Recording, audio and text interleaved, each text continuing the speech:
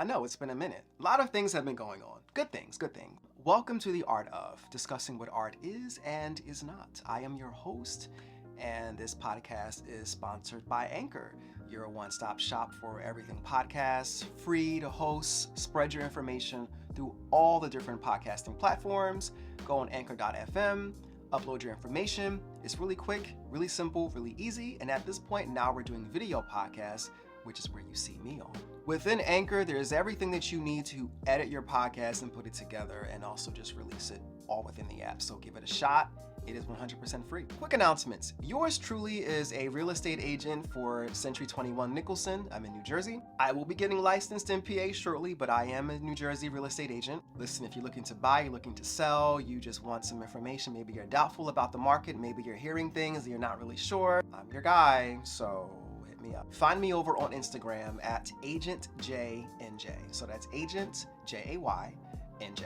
Also in March 2023, I am launching my Healing Artists Academy. And that is an academy for everyone who wants to utilize art as a method of healing and to understand art as a healing modality. So there's 2 levels of access, but I'll share the most important one, level 2. That level of access is limited to a small number of students. That is a 6-week course.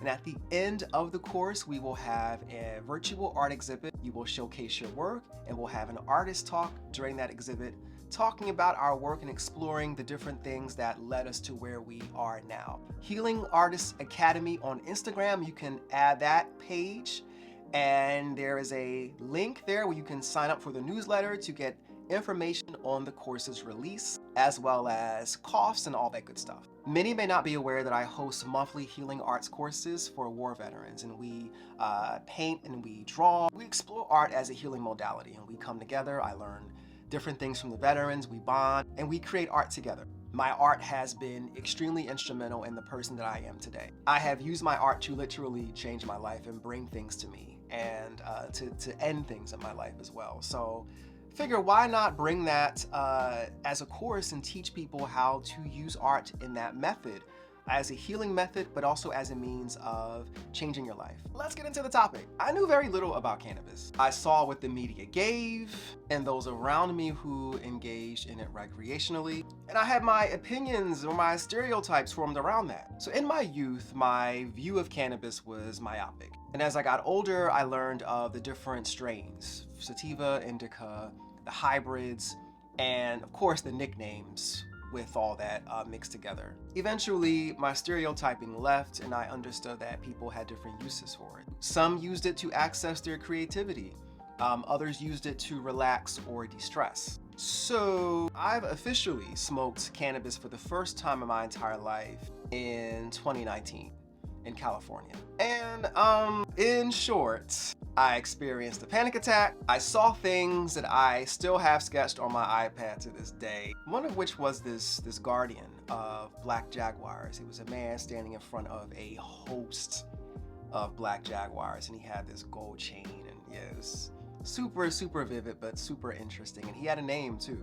Anyway, with the changes in cannabis, we're talking legal, media, and the health coverage. The public stigma began to sway a little more, and we're seeing more information hit the mainstream. So I sit with Alysia Makhani, who is a registered nurse, master of public health, and she shares information about cannabis I never knew, including the science. We talk her business, Flor Verde Healing, launched with her partner and therapist of the company, Farouk Aliassan. And finally, she shared a song for the Painted Fool 2022 playlist, available only on Apple Music, called Dearest Alfred by Krungbin. By the way, I checked out their Tiny Desk performance about 4 years ago.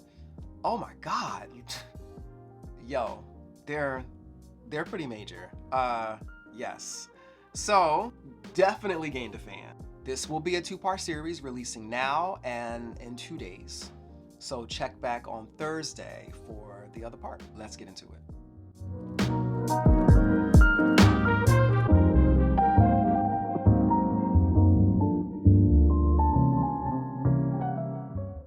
All right. So welcome, Alysia. How are you doing? I'm doing wonderful. How are you doing? Excellent. I'm glad you're here. I saw some interesting things about you and about Flor Verde. Yep, you got it. It's Flor Excellent. Verde Healing. Perfect. And I want to talk about that a little bit. So Who is Alysia? Thanks for asking. So I'm Alysia Makhani. I really don't like to start my sentences with I'm a nurse, but I Yeah. have been a nurse for 15 years. Mm-hmm. And I got into that because I wanted to help people heal. And I think originally I wasn't sure what way I wanted to. Mm-hmm. So after years and years of learning about nursing or the art of nursing, I Mm-hmm. and learning about myself through just journaling and introspection, I realized Yeah. with the guidance of many of my spiritual teachers, like yoga teachers, that Mm-hmm. really who I am is like a journey into learning that. And Right. it takes time. Mm-hmm. So, what I really felt that I've learned within the past few years is that the person I resonate with is a person who is not only a nurse, Mm-hmm. but I embody and feel love and light with the practices of yoga. So I am a yoga student. I am also a lover of travel and especially nature. Mm-hmm. I'm a lover of freedom, having freedom to choose my career path, my life, my partner, and manifest all those things. Yeah. And that's who I am on a spiritual level. But Mm-hmm. if in other regards, I have been working for a nurse. As a nurse for 15 years, Mm-hmm. and during this journey of figuring out who I am, part of that had to do with finding my career. Mm-hmm. So, or the true path that I wanted to be on. And it was holistic nursing or just living a holistic life, a holistic journey, Yeah. and kind of moving away from the medical model because that's where we are introduced when we're learning about nursing. And Yeah. I believe that both of them can coexist because there's certain things that I feel I need from Western medicine. But as a lifestyle perspective, yoga, Ayurveda, meditation, manifesting, Yeah. those are all the things that encompass me. Excellent. So you're not just the one facet of your career, of your occupation. So you're embracing your totality. And that's a thing that I love to hear when it comes to this part of the podcast because a lot of us don't really see ourselves outside of our occupation. Sometimes we wear our titles and we talk about who we are externally and how we identify externally in a professional sense. So to see and to hear that that more it's more of an internal thing for you, and that's a pretty dope thing to hear. So I love it. You. Yeah, it takes time to learn all of those things. I Mm-hmm. think we're ingrained from the time of childhood when everybody asks us what we want to be when we grow up. And that Mm-hmm. means what kind of work do you want to do when we grow up? Yeah. But what we really should be asking children is what do you love? What are the things you love? Because once you start growing up, a lot of people lose a sense of that. Yeah. They lose their inner child. So I've come to embrace all those things. Most definitely. Excellent. Okay, so Flora Verde healing. Let's talk about it. What is Flora Verde healing? All right. So basically, what we do is we offer wellness and holistic services. Mm. And there's a few different levels. So the reason why I started this with my partner, Farouk, who is a therapist, was because we wanted to move healing away from a direction of cold Western medicine into promoting wellness rather instead. And the things that we really thought brought wellness together and with the skills that we have, we decided to start Flor Verde Healing. So Farouk is a therapist and he's a liberation-based therapist. What's that mean? That's a whole nother. So part Yeah. of both of us are committed to social justice and serving inclusive communities and those who have been marginalized. So Farouk is a brown man, and essentially what he has learned throughout his like very specialized training in liberation-based healing is he has an openness to clients who come to him from different types of backgrounds, mostly people of color and LGBTQ communities. Yeah. And he has an awareness of the struggles that these populations go through. And he is a brown man himself. So he understands where people are coming from when they're having, you know, issues dealing with problems in society like racism, classism. A lot of it has to do with identity. So that's where he comes in with mental health. Excellent. And he offers therapy to our clients from that perspective. Okay, so it sounds as if I guess so. Let me ask this question: was there in the past were there biases held from therapists, you know, against like who they served and all of that? There definitely are, and there continue to be. I'll give you an example. Say you are an older Indian parents, and you are having marital problems, and you're Muslim, and you go to a therapist who is a white woman who never really works with people of color, and she says to you, or the white, she says to the Indian parents who are Muslim, it's very hard for you because I know that Muslim men are controlling. But that is not always the case. So some people, they kind of take on stereotypes. Sure, that can happen in any culture. Right. I understand where she was coming from, but she really didn't have any compassion to even step back and think, well, maybe this couple, I need to speak with them a little more and learn about them and get into what they want to learn more about each other and how they want to heal. Right. But she came straight out with the stereotype first. Got it. Okay. And so where Farouk comes in is he is the opposite of that. He doesn't have any of the biases, any of that. It's what you mentioned, like all inclusive. You said liberated, correct? Yep, that's it. Excellent. Okay. So he's a major part of this, but as far as me using my own skills in nursing, I've totally taken a career pivot. And once I started, I mean, I'll take it back a little bit, but in 2020, I was working as a pediatric nurse practitioner in Philly. Okay. And it had been a year and a half, and although I've been a nurse for 15 years, I had only been a nurse practitioner for 2 years, and the pandemic began. In addition to being a provider, so imagine a nurse practitioner, maybe not everybody knows what a nurse practitioner does, but they diagnose and prescribe medications.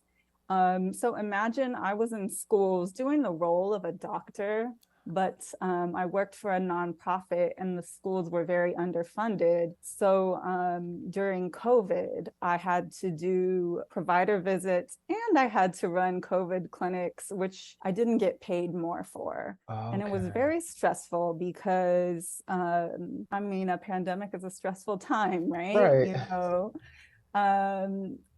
I essentially became burnt out because it was too much work for it was taking over my mental health. I noticed every day when I would come home or all throughout the day when I worked with my colleagues, a lot of them were angry and didn't like what I was doing, which were simple things. They didn't like that I wasn't counting the supplies appropriately and they were like a person in charge. But there were little things like that. And I found myself every day calling people stupid in my head.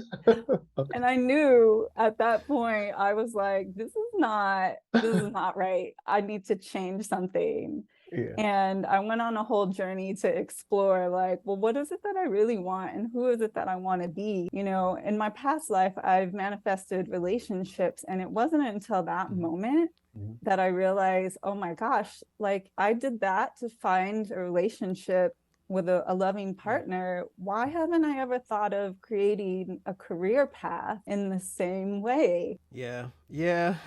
It was a total realization. Yeah. And so I had connected with multiple nurses. The way that I thought was would help me the most was to reach out to other nurses who had went on different nursing journeys. And to make it short, I ended up looking up nurse entrepreneurs and finding nurses who were working in the cannabis space. And I thought that was really interesting because you never really hear that much about it. I was about to say that.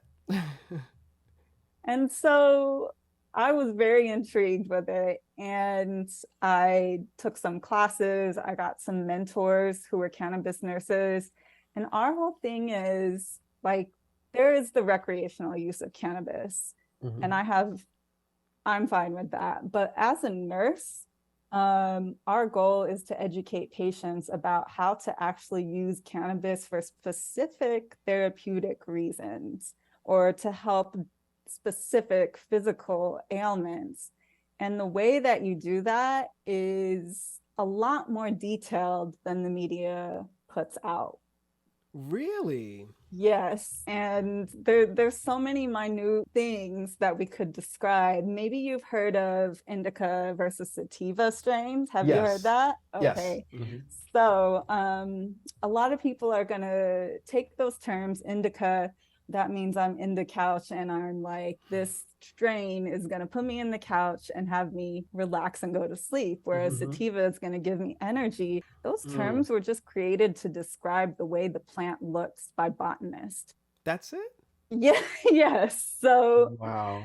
They look a little different, the two plants, but they really don't, it doesn't give a person an effect that they think. But, you know, if they think they're going to have that effect, they might have that effect. You get what I'm saying?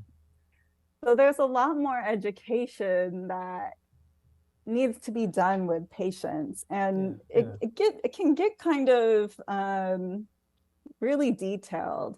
So you know of CBD and THC, right? Yes. You've heard of those. Those are like molecules in the plant. They're called cannabinoids, and they work with our brains.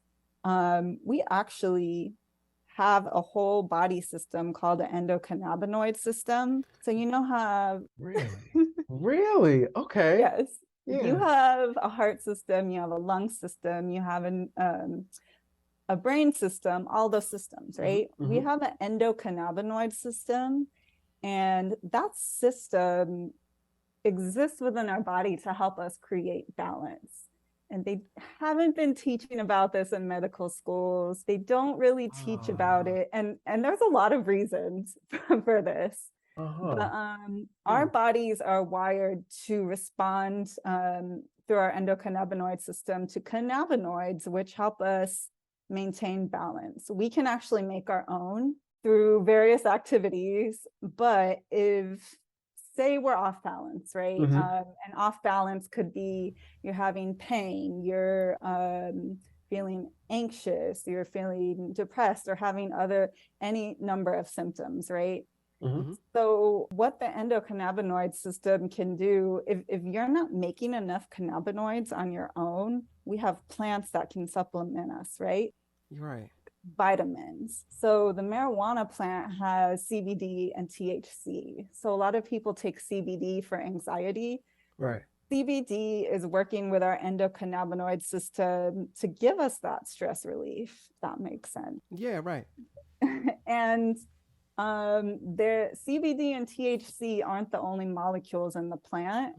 There are so many more that can actually help with other conditions. People might think you take CBD if you want to help sleeping. It doesn't really do that. The impact is more like you might have less anxiety, so it's easier to sleep.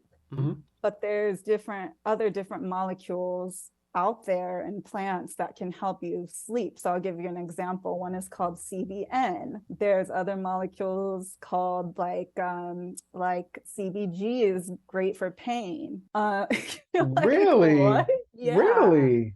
So these What? so these kind of terms are really coming from like a science background and physiological background. And Right. yeah, yep. And Huh. so somebody could really tailor exactly what they're looking for to help them find relief from whatever symptoms they're looking for. The thing is, people don't really know that. Or when you go to a dispensary, bud tenders can be great. I've met some really educated ones who already know all this stuff. Mhm. But there are some bud tenders who don't know anything, and they can recommend anything to you, but it's dangerous. And it's not Mm. really seen that way in society. I just did a TikTok the other day, and it was about actually a true story. A friend of mine went to a hemp store Yeah. in Hoboken and Mhm. asked the bud tender for recommendations for anxiety. Yeah. And bud tenders are usually very young. They're usually not like medical professionals. And so the bud tender told her to take 2 gummies. So she did that. She went home, she took 2 gummies, and she had terrible crippling anxiety for 2 days. Mm. Oh man. So this is what we're dealing with. And it's hard for people who actually want relief. Right. Like, if people are looking for the recreational use, that's fine. But where we're having a gap is like for people who really want to use this plant for therapeutics and use it intentionally. Right. And there's a big lack of education in the community and actually how to choose those products that can help you. There's so many little things to look for, like on the labels, for example. You have to check lab results to see if there's pesticides or heavy metals. And if the product doesn't have a lab result, that's probably not a product you want to buy. I'll tell you that buying CBD from the gas station is not a good idea. CBD or Delta 8 or any. I've heard about the Delta 8 thing. Yeah, I've heard about that thing. Yeah. Yeah, That's yeah. Interesting. interesting. So, So, Flor Verde, so what Flor Verde Healing does is you tailor and you specialize in, is it consulting or Yeah. So what I do as a nurse, first I meet with a patient and I take like a whole health history from them about like what medications they use, what kinds of conditions they have, yeah. because cannabis actually isn't made for everyone. Some people who have liver disorders, they shouldn't use it. Or if you have a bleeding disorder, some people have certain bleeding disorders, they can bleed out because of an interaction with cannabis. And Wow. these are things that people don't know. So what I do is take the whole health history. I also ask about like your daily life and what you do for self-care, because that's really important too. Oh, that's really good. Yes, it's not only about the plant. So when I mentioned the endocannabinoid system and how we make our own molecules, they have really long names, but I'll tell you one is 2-AG and the other one is called anandamide. Have you heard of the word ananda in Sanskrit? No, no. What is Okay, it? so ananda means bliss. Oh, okay. So the scientists who named these molecules, they named the molecule that we create in our endocannabinoid system anandamide, if you're reading it as a scientist. And those molecules help us maintain balance. And by maintaining balance, that's maintaining your health, your energy, how you're feeling, your mood, your pain. So we make our own endocannabinoids by doing things that foster our wellness. And I know that you know about all the things that foster your wellness. So we have meditation, right? Right. Meditating is a natural way to increase the cannabis